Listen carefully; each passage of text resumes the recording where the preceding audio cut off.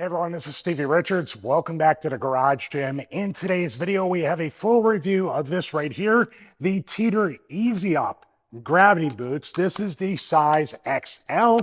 If Teeter sounds familiar to you here on the YouTube channel, we also have a full review of the FitSpine LX9 full inversion table, as well as the Dex 2, which is over there off camera here in the Garage Gym. This year, we're going to do a full review of these gravity boots, and we're also going to do a full comparison of all three Inversion products to let you know what may, and more importantly, what may not be right in your health, wellness, and fitness journey. So let's start. Let's unbox this. Should be pretty quick. I think just the boots are in here, and then we're going to use that to do some inversion. Okay, so here we have the box, and a similarity between this one, the Dex 2, and the FitSpine LX9 is it's not delivered via a freight company. Obviously, this is going to be delivered regular FedEx or UPS, but the other two products are as well. So you don't have to worry about making an appointment with a freight company to have it delivered. It's under the weight limit, meaning the FitSpine LX9 and the Dex 2, so you can get a faster delivery, less kind of complicated delivery. And this, of course, just comes in this regular box right here. And here, when we open it up, we have the Gravity Boots XL. We also have, of course, Teeter includes, just like with the FitSpine LX9, includes instructions that are laminated. That's really nice. And also, it comes with a full 5-year warranty. So that's good for me since I'm a violent user of most fitness products. Take these out, and then we will try these on. And I'll talk about how I had the previous model, which is an updated model as well as an XL version in size. We'll talk about the difference in the feel, and then we will, I'm a little nervous to do inversion, but we're gonna do it. So let's take a closer look at the gravity boots. Now, the previous model that I had many, many years ago was actually this color blue here, and then black, I believe, on the adjustment points. This is a very nice kind of neutral matte black. I like that. But the color and the fit and finish doesn't matter as much as the function of something like this. You want it to be safe. You want it to be high quality, build quality, and protect you, because you're going to be upside down when you have these boots attached. And of course, the XL model, I believe, is a little bit longer and obviously offers a little bit more size for people with bigger calves, bigger lower bodies, where this is going to be attached. Here is the hook right here. Now you got to make sure that whatever pull-up bar, all-in-one trainer, whatever you're attaching these to, it has to be able to fit in here. If a pull-up bar is like the fat grip pull-up bar, it's not going to fit in here, and you're not going to be safe. You need to seat the pull-up bar all the way in here, and then your weight will lock you in as you invert. If it's not, it could slip out this way, and then oh, I've had that happen in wrestling, but I've never wanted to have it happen where I'm dropped on my head here in the Garage Gym. So in this situation where I have long pants on, what I probably want to do, unless you really do have sensitive skin and you kind of get chafed by the boots moving around, what I like to do though is have the boots on skin. I don't like to have it against anything where it can slide around up and down or any of that stuff. And it will be very tight, so it might not be an issue, but better safe than sorry. You have also these right here, which loosen everything. As you see, you push down on that, and you can loosen and also remove it completely from there, so you can open up the boot. So it takes a little bit to break in sometimes, but it loosens up a little bit, not to the point where it's dangerous. Now this hook here, like I mentioned before, you got to make sure the pull-up bar or whatever bar you're attaching it to, they actually have a door product that goes along with this, but I need more height. We're going to talk about that when I go onto the stud bar, pull-up bar. But basically you want this hook up. Don't have it down, have it up like that. And then you just put it on, and you got to make sure it is centered right there. If it's a little twisted, it's not going to feel very comfortable at all. Now, it's not quite tight enough, so what I need to do is bring this and this here, then start tightening, straightening. It's a little tedious at first there. When I push that, now I can get it nice and tight on both of these. Now, see, that's not centered. What I want to do is loosen them both up, turn that there, hold it there. Might be a little tight on the top part here. These are granular type of things that you can do. So I can do this. That feels a little tight, but I can go like that and just tighten it even one more. Hold that there. As you do that, to give it the counterbalance, keep it in the center. See, it's still not quite in the center. This is just something you have to figure out as you use these. You got to loosen it up a little bit here. It seems like I'm front-ending a lot of this stuff of adjustments and everything, but it's super, super important. There we go. That was a little bit tight. Want to keep it completely straight here. So it's not going to be perfect, but there we go.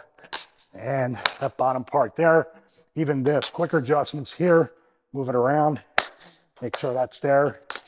Bottom part. Now we're pretty much straight on here. Now we are going to invert. But I want to point something out about the G15 and why I'm not using the Force USA G15 as opposed to the pull-up bar that is right above me. So here we are at the Force USA G15. This is the multi-grip pull-up bar. I can get the boots within here, at least I think I can. I'm not sure. There's a 45-degree angle on the pull-up bar, but also the height is a little bit too close for my comfort. It is higher than my head, but when I come back from the inversion, I could hit the back of my head on this. So you got to make sure that there's enough height.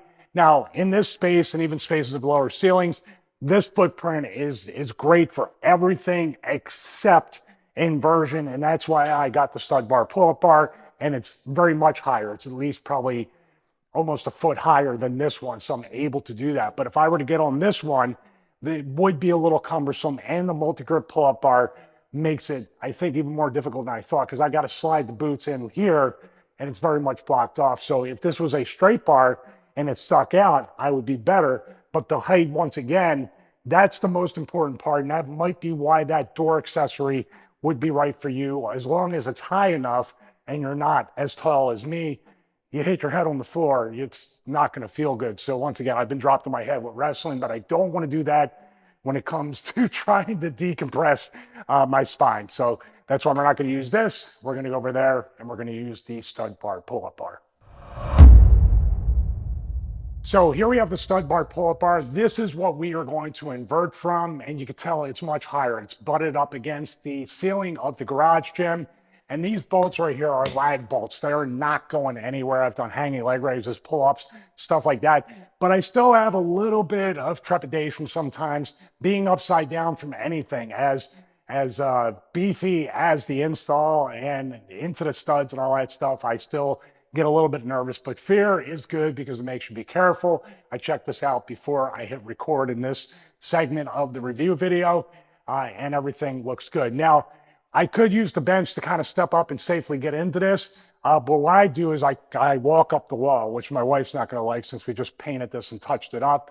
But I'll come up here, I'll walk up the wall, and then you can see right here, it fits right here. And I double checked to make sure the boots were secure again. Always check right before you get on, and even after. I check after, and then if I'm taking a break, I check again. So let's make sure. And I got my toes curled, and I also have my microphone hanging here.